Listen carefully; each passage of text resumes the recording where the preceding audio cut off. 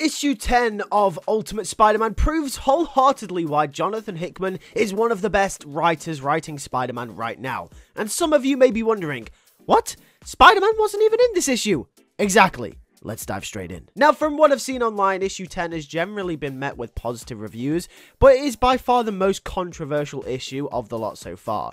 I have seen people critiquing this issue for no action, and while I do agree that this does drag in places, with this issue being high for exposition, clearly to set up the stage for future conflict, I don't necessarily see anything wrong with the issue wanting to focus more on the grounded aspect of the story, rather than big grand action set pieces. If anything, having an issue such as this one makes the action all the more sweet, because it means that Hickman isn't giving us unnecessary action for the sake of it. Instead, everything that happens action-wise happens for a reason in this series, and impacts the story in ways that it's meant to.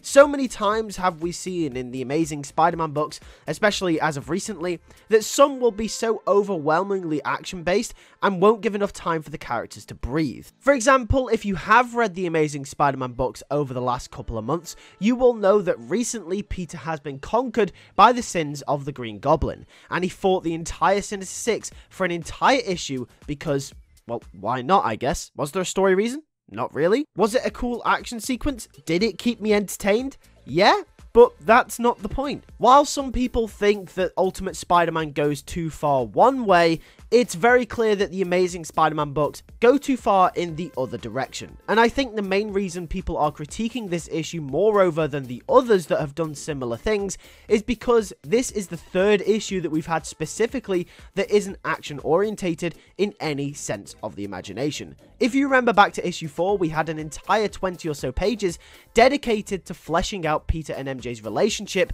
with Gwen Stacy and Harry Osborn. Likewise, a few issues later, we had an entire another 20 pages focusing on Harry and Otto, delving more into the backstory of Harry Osborn and his relationship with his father Norman. And it wasn't like these issues did anything inherently wrong, they just didn't feature Spider-Man. However, without these books, along with issue 10, we wouldn't have as fleshed out characters as we would have if these issues didn't exist, which is why I'm firmly behind issues like this one, which don't include Spider-Man at all, but rather take time to focus on other characters that build up the story from different perspectives. It gives the overall story and just the world a grander sense of importance, and without them, the climax of this arc with the Maker, Kingpin, and the Sinister Six wouldn't nearly hit as hard as it seems it will. While other issues that decided to take a backstep from Spider-Man focused on either Peter or Harry, who are the main characters of this series, this issue decided to focus on J. Jonah Jameson and Uncle Ben, and their growing passion to get to the bottom of the sale of Stark and Stain Industries.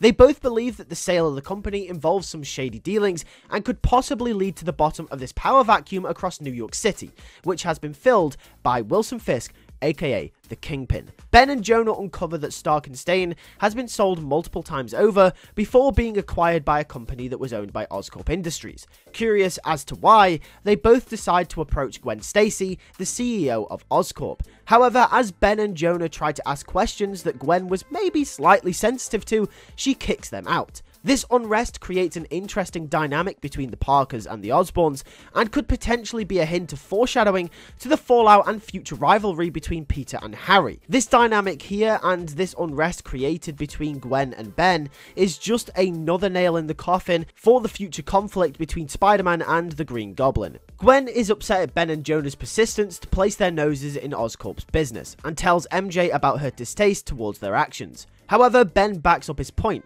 and says that him and Jonah are getting to the bottom of this no matter what. That's when Ben and Jonah are approached by Harry to keep quiet about the Oscorp sale situation. Ben eventually uncovers that Harry is the Green Goblin. This upsets Harry as he lashes out at them.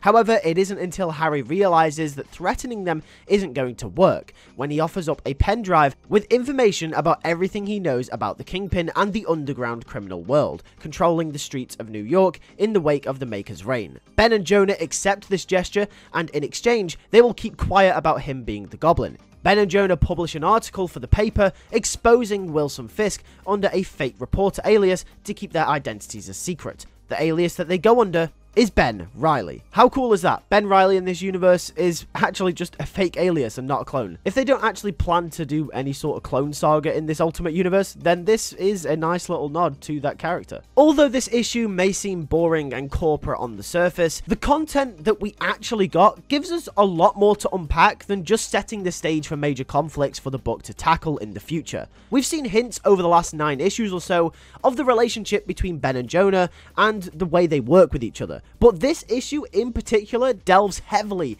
into their friendship and the type of banterous relationship that they have with one another, and that is really nice to see. We've seen hints of it, as I mentioned, but it's not been delved into as much as this issue has. Some of the scenes in this book are clearly meant to be exposition dumps, so the audience can understand some of the more boring corporate information, but Hickman cleverly masks this up by the dynamic that Jonah and Ben have with each other. It's clear that they love each other and that despite working for the same goal, this issue really highlights the unique voices and personalities of the characters. Ben is talkative, while Jonah is maybe slightly blunt and a little bit more to the point. However, they both bounce off each other really well. A great example of their relationship in this issue is actually more towards the end, where Ben and Jonah both place bets on how long it would take for Harry Osborn to show up at the paper about the unrest that they caused with Gwen earlier in the issue. They start exchanging cash in front of Harry, and in what's meant to be a serious and maybe slightly threatening scene, turns into a light-hearted and banterous interaction between the three, showcasing the type of relationship Ben and Jonah have with one another. I just thought it was a really funny moment, and Hickman clearly cares about making all of his characters unique and all important to the story in all different ways. The one issue that I did have with this issue in particular is that it was heavily tied down with exposition, like I mentioned earlier in the video. You may have heard of the phrase show don't tell in fiction, which is the action of showing something rather than telling your audience through dialogue. Telling the audience is usually a form of exposition, but in this case there wasn't much more Hickman could have done to show things that he was trying to tell us rather than actually just telling us through dialogue. And we also have to understand that in some circumstances like this, exposition dumps are completely normal and are completely justified. And if anything, it's just a testament to the other issues because they are not as nearly bogged down with exposition as much as this issue is. But obviously in this issue, as I mentioned, it is completely justified and it is completely normal and it does work. And like I said, it is also masked by the dynamic that Ben and Jonah have with one another, which is also a plus. Exposition dumps in some comics, movies, or even television shows can make your story really slow and dire sometimes. However, Hickman manages to mask most of this with character building for Ben and Jonah. Overall, I don't think Ultimate Spider-Man issue 10 is one of the best issues of the entire series. However, it added to the overall world and overall story in fun and interesting ways, especially, like I mentioned, I'm going to sound like a broken record, but Ben and Jonah's relationship